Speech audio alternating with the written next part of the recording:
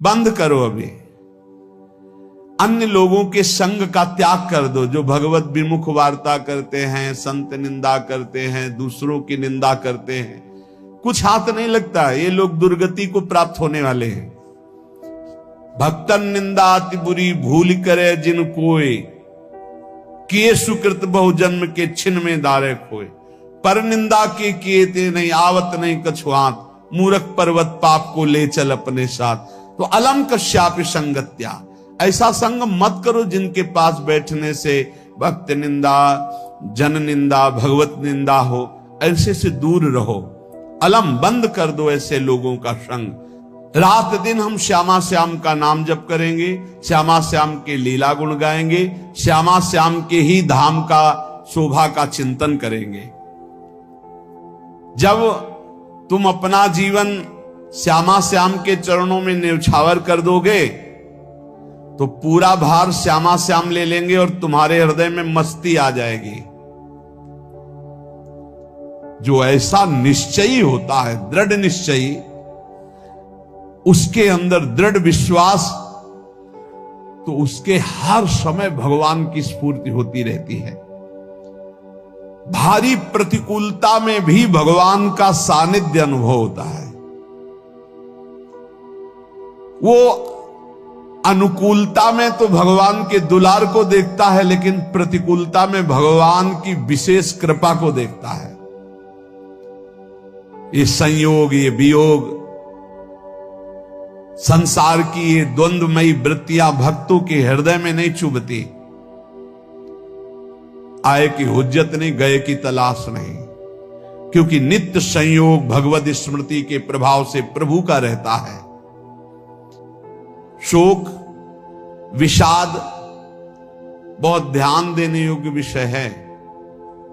तभी लोगों को ऐसा लगता है कि ऐसा कैसे हो सकता है। भक्त के चरित्रों को जब सुनते तो लगता है ऐसा कैसे हो सकता है, ऐसी परिस्थिति में भी ऐसा कैसे हो सकता है। क्योंकि तुम मानसिक बुद्धि से युक्त हो और वो भागवतिक स्थिति से युक्त है, इसलिए तुम उसको पार पा ही नहीं सकते।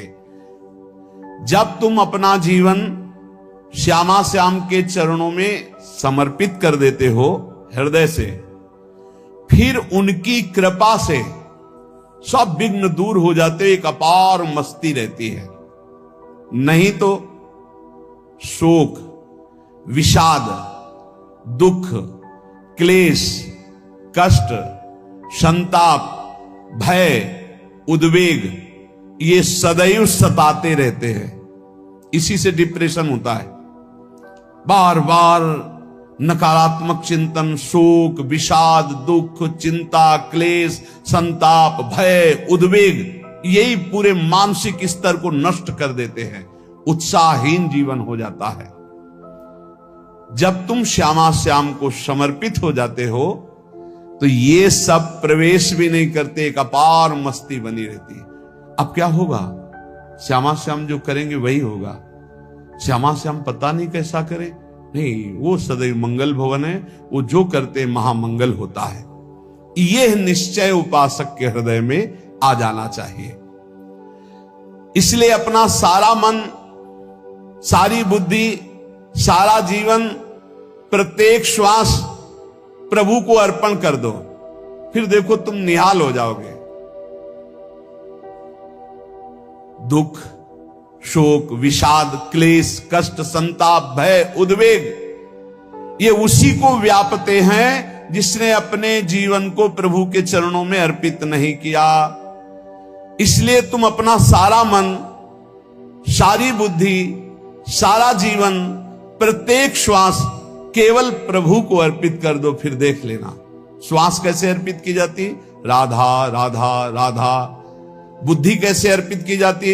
एकमात्र निश्चय कि भगवत सुख ही सुख है, ये जागतिक सुख सुख नहीं, ये दुख है, ये ऐसा दलदल है जिससे आज तक कोई नहीं निकल पाया। सारा मन, हम मन से केवल प्रभु का मनन करें। बार बार मन को संसार से हटा के नाम में, रूप में, लीला में, धाम में लगाएं। बहुत प्रसन्नता हो जाती है उस उपासक के हृदय में जो अपना मन, बुद्धि प्रभु के चरणों में अर्पित कर देता। भगवान ने तो इसको बहुत उत्तम स्थिति बताया है कि मेरे से कभी वो अलग हो ही नहीं सकता यदि मन बुद्धि अर्पित कर दिया। मय्येव मन आधत्स्व मयि बुद्धिम निवेशय, तो निवशस्य मयि एव अत ऊर्ध्वम न संशया, बिल्कुल संशय नहीं, वो मेरे में ही निवास करेगा जिसने मन और बुद्धि अपनी मेरे में अर्पित कर दी। बहुत प्रसन्नता रहेगी उस उपासक के जीवन में जो अपने आप को मन बुद्धि सहित प्रभु के चरणों में समर्पित कर दिया है। भगवान का आश्रय लेने वाले की पहचान है हर परिस्थिति में प्रसन्न रहना। देखो आप भगवद आश्रित हो कि नहीं, देखो अनुकूल परिस्थिति में तो सब प्रसन्न रहना, लेकिन प्रतिकूल परिस्थिति में प्रसन्न रहना ये भगवान के भक्तों का लक्षण है। हर परिस्थिति में प्रसन्न रहना ये भगवान के भक्तों का लक्षण है। आनंदगन भगवान का आश्रय मिलते ही आनंद छा जाता है हृदय में। उनके पास आनंद का अभाव होता ही नहीं है।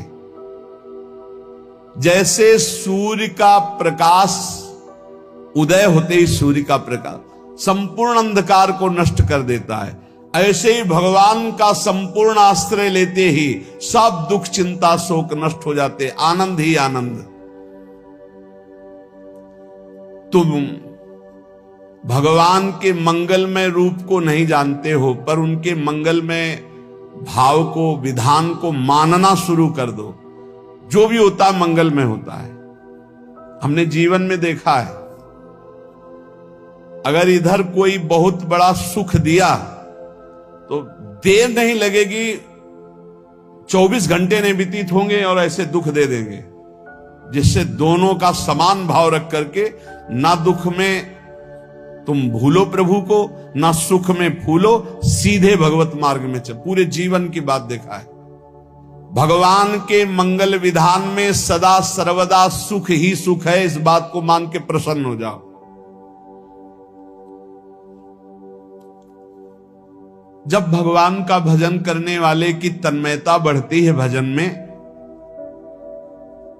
तो द्वेषी जन अपने आप तैयार हो जाते हैं। भक्त कभी किसी से द्वेष नहीं करता, अपने आप वो द्रोह करने लगते। तो नरसिंह मेहता जी से बहुत गांव के कई लोग थे जो जलते थे, ऐसे जलते थे कि अब क्या करें, कैसे मिटा दे नरसिंह मेहता जी को।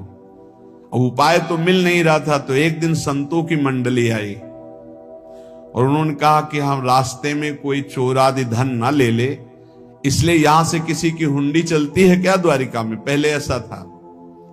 बोले हाँ हमारे यहां बहुत बड़े सेठ हैं नरसिंह मेहता जी, पर आप कहोगे वो मना कर देंगे।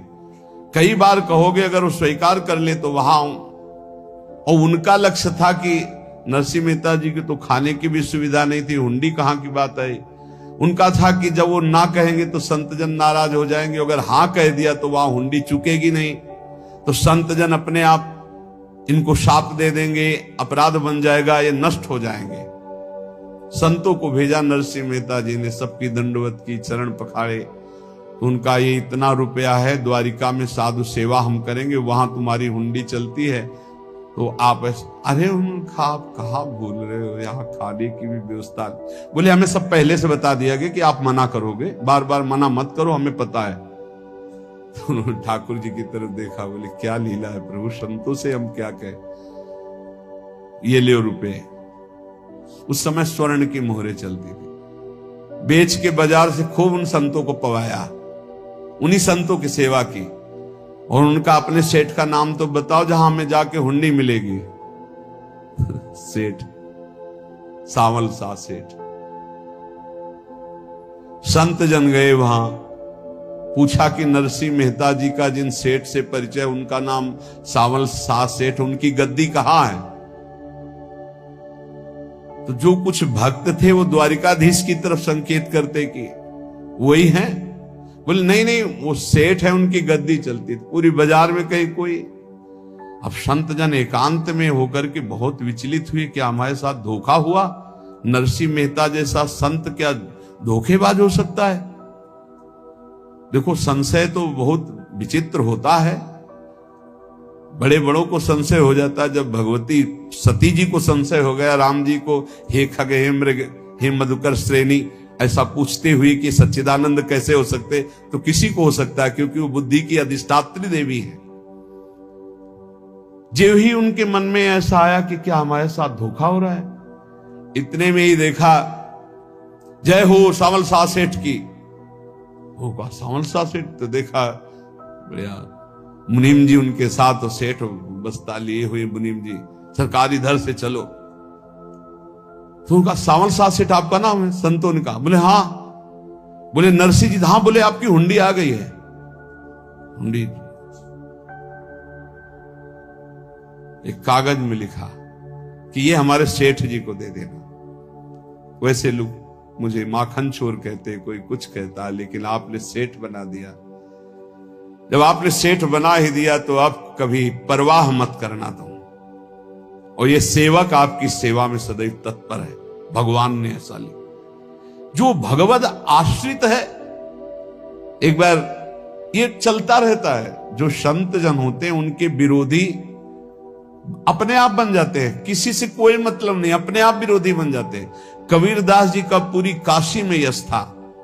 भजन करने वाले महापुरुषों का यश बढ़ता है जब, तो जो भजनहीन होते हैं उनके हृदय में जलन पैदा हो जाती है और वो उनको विविध प्रकार से फंसाना चाहते हैं, उनको कष्ट देना चाहते हैं। तो कबीरदास जी के यश को धूमिल करने के लिए कुछ ब्राह्मणों ने एक रचना रची। मुड़ मुड़ा के कबीरदास जी के शिष्य बन करके पूरी काशी के सब आश्रमों में निमंत्रण दे आए।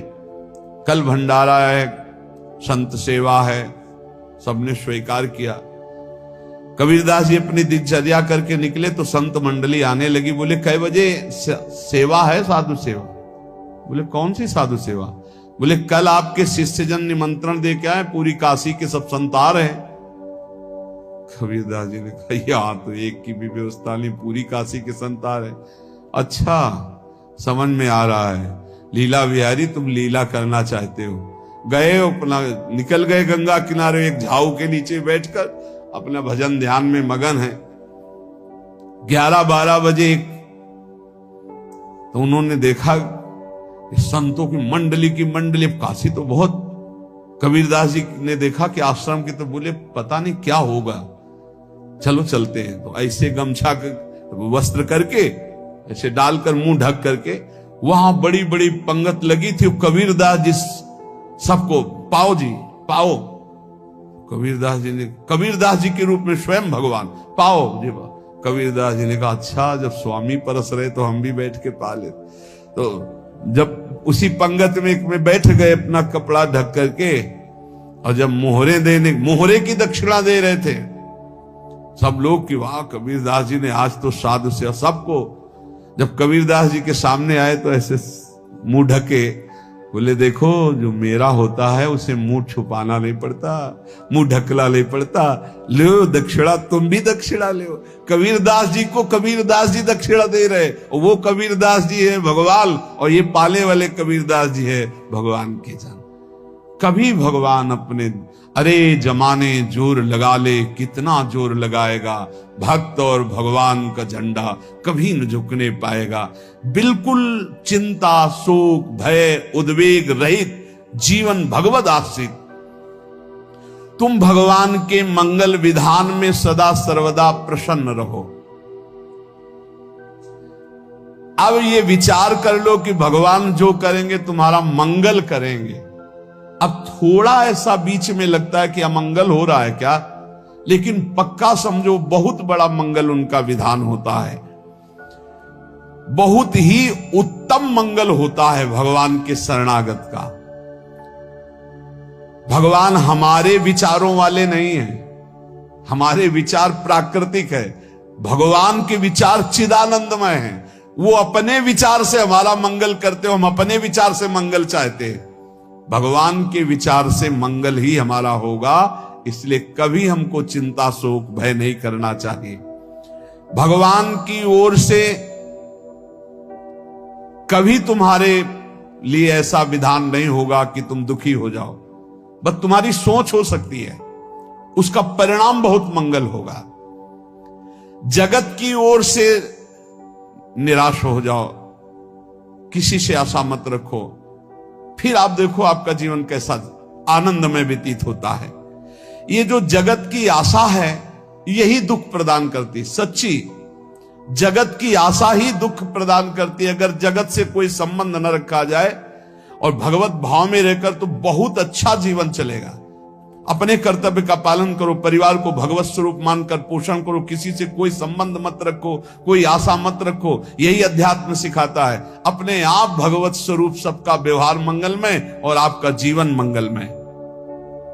अपने घर में ऐसे रहो जैसे किसी अतिथि के घर में रह जाता है। चलना है, यहां से जाना है। कौन रहता है अपने घर में अतिथि की भांति? भगवान का भक्त। जाना है यहां से, अपनी प्रिया प्रीतम के पास जाना। ये हमारा घर नहीं है, यहां तो हम समय व्यतीत कर रहे हैं, अपनी आयु व्यतीत कर रहे हैं भगवत आराधना करते हुए। हमें जाना है प्रिया प्रीतम के पास। वास्तविक घर भगवान का धाम है हमारा, वास्तविक घर वाले प्रभु हैं हमारे। जो नित्य सच्चिदानंद भगवान के चरणों में अपने चित्त को समर्पित करता रहता है, उसको यह अनुभव होने लगता है कि बड़ी कृपा है हमारे ऊपर भगवान की, बड़ी कृपा है हमारे ऊपर। सर्वसमर्थ परम सुहृद भगवान ऐसे भक्त के ऊपर हर समय वरद हस्त रखे रहते हैं। ये केवल प्रवचन नहीं, सच्ची बात मानिए। ऐसे भगवान का वरद हस्त हर समय रहता है।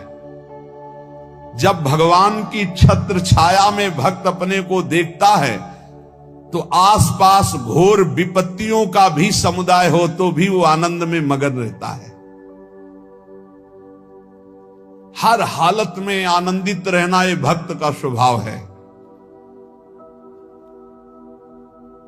भगवान ऐसे भक्तों को प्यार करते हैं जैसे कछुआ अपने अंडे को बाहर रख आवे और रात दिन उसका चिंतन करे। जब भक्त भगवान को समर्पित होता है तो भगवान रात दिन उसकी ऐसे चिंतन सुरक्षा करते हैं।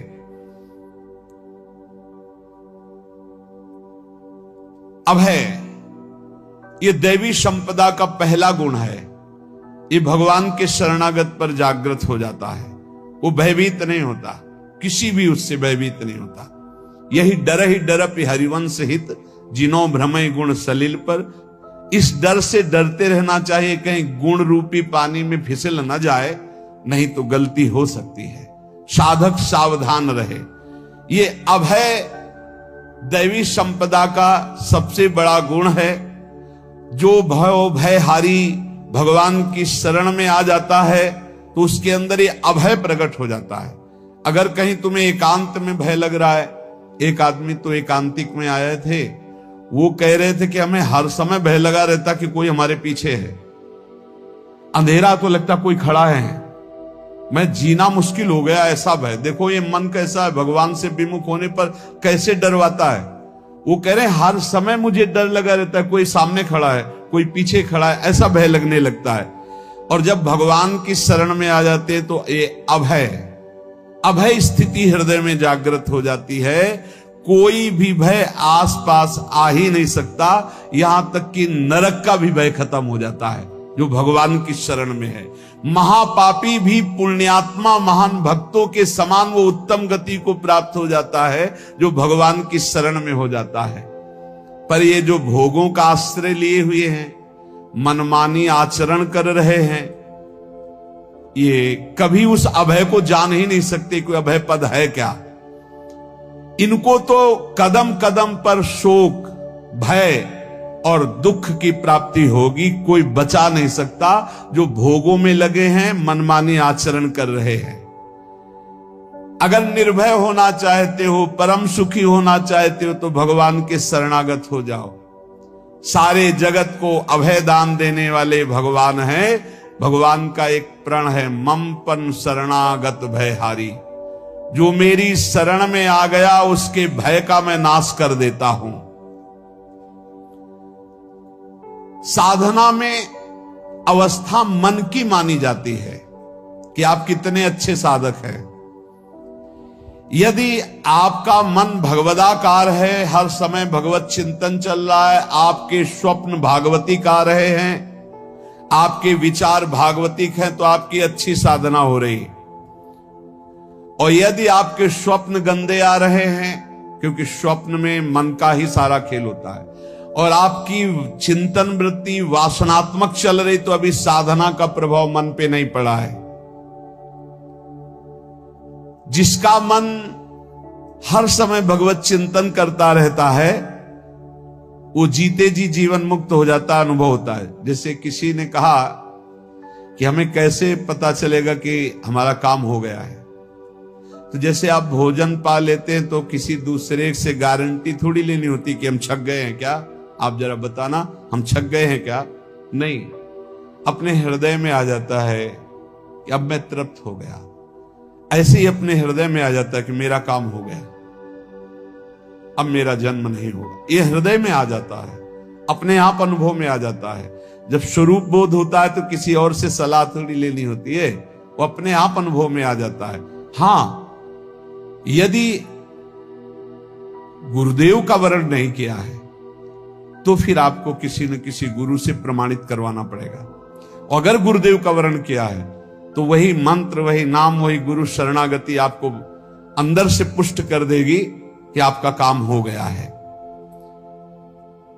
विषय चिंतन करता हुआ मन विषय आसक्ति को प्राप्त होता है। विषय आसक्ति को प्राप्त हुआ मन बार बार जन्म मरण और नरक को प्राप्त होता है। बस ये विषय चिंतन हटाना ही प्रमुख कर्तव्य साधना का है। बार बार मन को विषयों से हटा करके प्रभु के नाम में लगाओ, प्रभु के रूप में लगाओ, प्रभु की लीला में लगाओ। जहां भगवान प्रकट होते हैं वहां परमानंद की बाढ़ आती है। पर ये ध्यान रखें, गुलाब का फूल कांटों में खिलता है, उसकी सुगंध लेनी, फूल लेना है तो कांटों से बचाकर। ऐसे ही जब आप भगवत चिंतन के लिए चलेंगे तो आपका चिंतन चुराने के लिए माया विविध नाटक करेगी, कांटे फैलाएगी। कोई तुम्हारी निंदा करेगा, कोई अपमान करेगा, कोई उपहास करेगा, तुम्हारी अव्यवस्था हो सकती है, तुम्हारी परिस्थिति बहुत भयावह हो सकती है। इन परिस्थितियों में भी भगवत चिंतन का तार ना टूटने पावे तो आगे गुलाब का फूल है। जिसे कांटे से बचाकर गुलाब का फूल लेते हैं और भगवद अर्पित करके सौरभ का सुख लेते हैं, ऐसे ही भगवान के प्रेमानंद का अनुभव करने के लिए संसार के कांटों से बचना होगा। और खिलेगा यही फूल संसार में ही, मनुष्य देह में, और योनियों में नहीं। भगवत प्राप्ति स्वर्ग में नहीं होगी, इसी मृत्यु लोक में होगी। पहले मन नहीं लगता भगवत चिंतन में। भगवत चिंतन जबरदस्ती करना पड़ता है। भगवत चिंतन जे ही प्रारंभ करोगे ते ही बहुत बाढ़ आ जाएगी पाप चिंतन की। ध्यान दीजिए, बहुत लोग प्रश्न करते रहते हैं कि हम जब भजन में बैठते हैं तो बहुत गंदी बातें आती, मन बड़ा चंचल होता है, भाग जाता है। ऐसा प्रारंभ में जब कोई भगवत चिंतन प्रारंभ करता है तो उसका मन विषयों में भागता है, गंदी बातों में भागता है।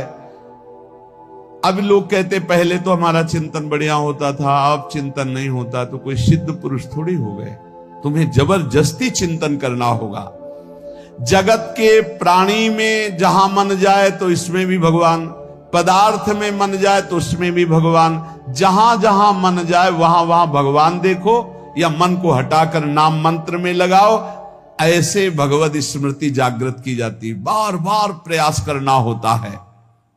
कई लोग ये प्रश्न करते हैं कि हमसे बड़े पाप हो गए तो क्या हमें भगवान की प्राप्ति हो जाएगी? तो यहां कह रहे हैं भगवान किसी के पूर्व जीवन को नहीं देखते हैं, वर्तमान के भजन को देखते हैं। पकड़ो इस बात को। अगर वर्तमान में आज आप सुधर गए हो, नाम जप कर रहे हो, तो आप भक्त हो। ये गीता जी में भगवान ने कहा, अपिचेत सुदुराचारो भजते माम अनन्य भाग साधुरेव समंतव्या सम्यक व्यवसिता। ऐसा बहुत दुराचारी पहले रहा है, बाद में उसके मन में आ गया कि भगवान के सिवा हमारा कोई कल्याण करने वाला नहीं, हमारा कोई नहीं। तो भगवान कहते हैं मैं उसे साधु ही मानता हूं, उसे साधु बना देता हूं। अब तुम चिंता मत करो कि लोक में क्या कहा जाएगा तुम्हें। कई बार उपासक इसमें फंस जाता है, इसीलिए न लाज तीन लोकन की, न वेद को कहो करे, न शंक भूत प्रेत की, न देव जच्छते डरे, सुने न कान और की, द्रवै न और इच्छना। तभी प्रेम लक्षणा भक्ति का जागृत होने का भाव आता है हृदय में।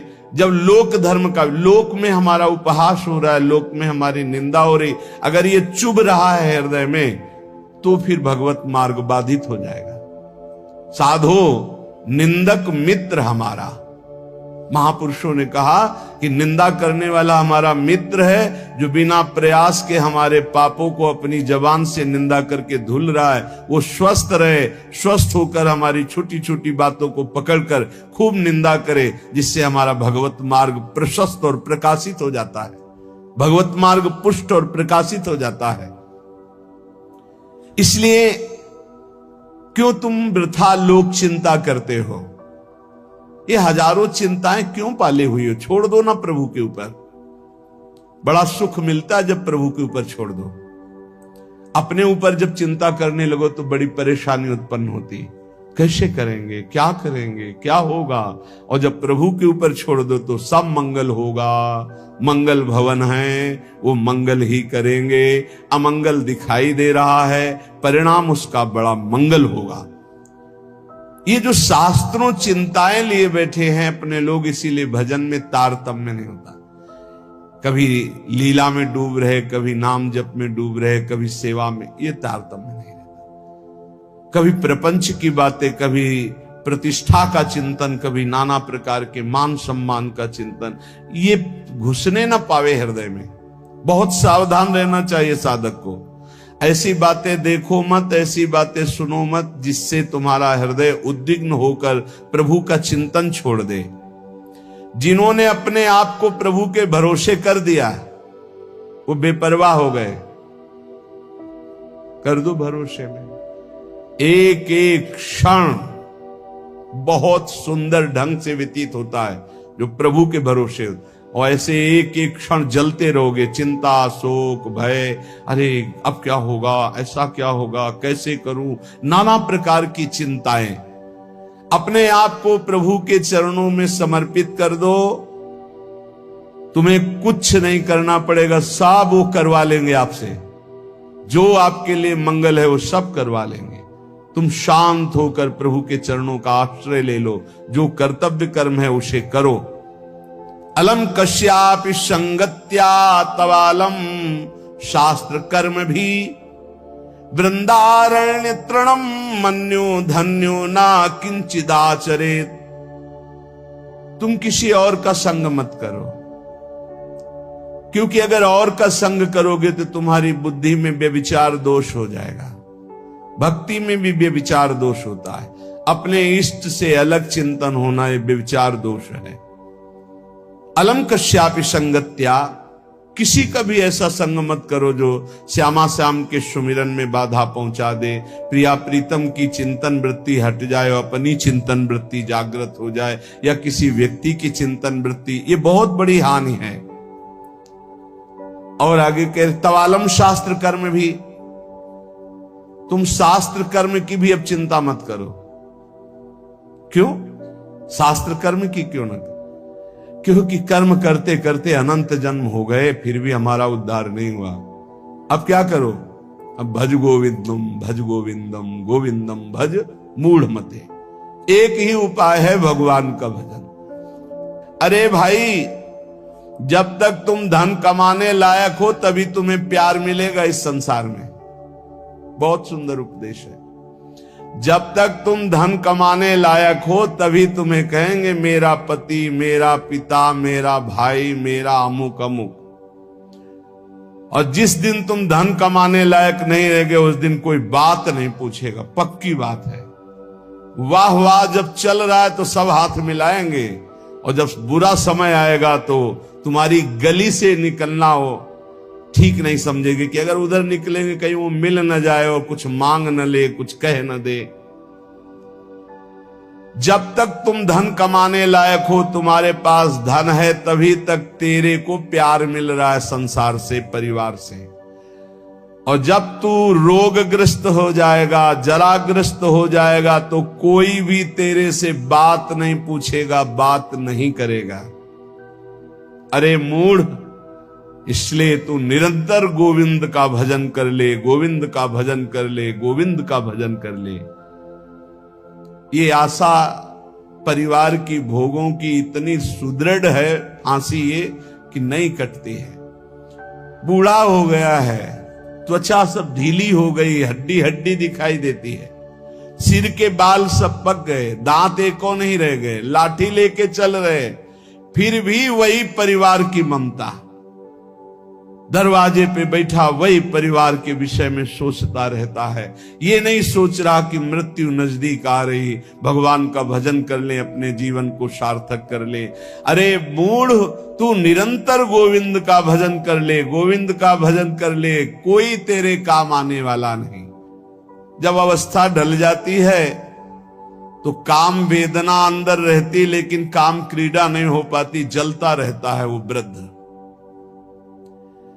जब जल सूखने लगता है तो जलाशय, जिसमें उसमें जो अंदर होते कछुआ, मछली, मेढक, जो भी जीव, सब व्याकुल होने लगते हैं। क्या जलाशय, जब जल सूख गया, अवस्था निकल गई, तो क्या विकार, काम विकार उसे जलाता रहता है। वो चिंता से जलाशय में डलते रहते हैं कि अब पानी सूखा, मरेंगे।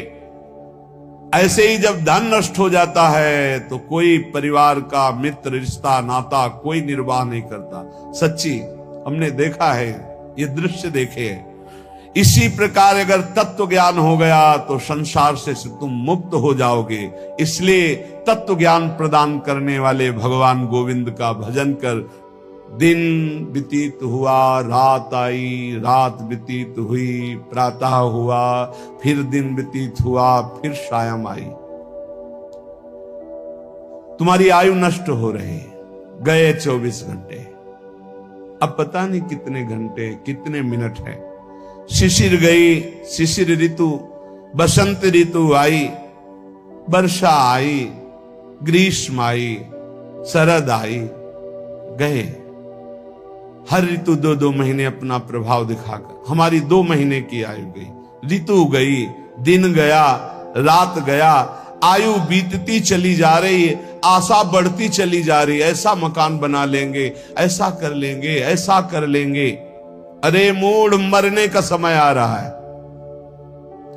रोज दिन जा रहा है, रात्रि जा रही, सायं व्यतीत हो रहा, ऋतुएं निकलती चली जा रही हैं। तुम्हें आशा रूपी फांसी ने ऐसा बांध रखा है, इतना कमा लिया, अब इतना कमा लेंगे, इतना कर लिया, वैसा कर लेंगे। ये तुम्हें पता नहीं कि तुम्हें मरना है। तुम्हारी आयु नष्ट होती चली जा रही है। आशा रूपी इस फांसी को काट लो। कैसे? भज गोविंदम, भज गोविंदम, गोविंदम भज मूढ़मते। अरे मूढ़मती, गोविंद का भजन कर ले, गोविंद का भजन कर ले, गोविंद का भजन कर ले। नहीं, मृत्यु के समीप आने पर ये व्याकरण का शब्द डुक्रिंच करने, ये तुम्हारी रक्षा नहीं कर पाएगा। ये व्याकरण, ये पढ़ाई लिखाई, ये तुम्हारी मृत्यु पर विजय प्राप्त नहीं। मृत्यु पर गोविंद गोविंद हरे मुरारे, गोविंद गोविंद मुकुंद कृष्ण, गोविंद गोविंद रथांग पाणे, गोविंद दामोदर माधवेति। ये भगवान नाम ही तुम्हारी रक्षा करेंगे। जिसने गीता जी को पढ़ा, श्रीमद् भागवत गीता जी, कुछ लोग तो इस भेद ही नहीं जान पा रहे हैं कि श्रीमद् भागवत और श्रीमद् भगवत गीता जी अलग है, नहीं जान पाते हैं कई लोगों के ऐसे। जिसने जो युद्ध क्षेत्र में भगवान श्री कृष्ण चंद्रजू ने अर्जुन को 18 अध्याय उपदेश किया, उसे श्रीमद् भगवत गीता जी कहते हैं। और भगवान व्यास देव जी द्वारा रचित श्री सुखदेव जी ने जो 7 दिन में परीक्षित जी को सुनाया, वो श्रीमद् भागवत है। जिसने भगवत गीता को पढ़ा है, गंगा जल के एक बूंद भी आचमन किया है, एक बार भगवान श्री कृष्ण की पूजा कर ली है, यमराज उसकी तरफ आंख उठा के भी नहीं देखेंगे। एक बार भगवत गीता पढ़ा, एक बार गंगा जल का आचमन किया, एक बार भगवान श्री कृष्ण की अर्चना वंदना कर ली, तो यमराज कभी उसकी तरफ नहीं देखेंगे। इसलिए एक बार का जब इतना महत्व है तो तू हर समय भज गोविंदम भज गोविंदम भज गोविंदम मूढ़मते, हर समय गोविंद का भज।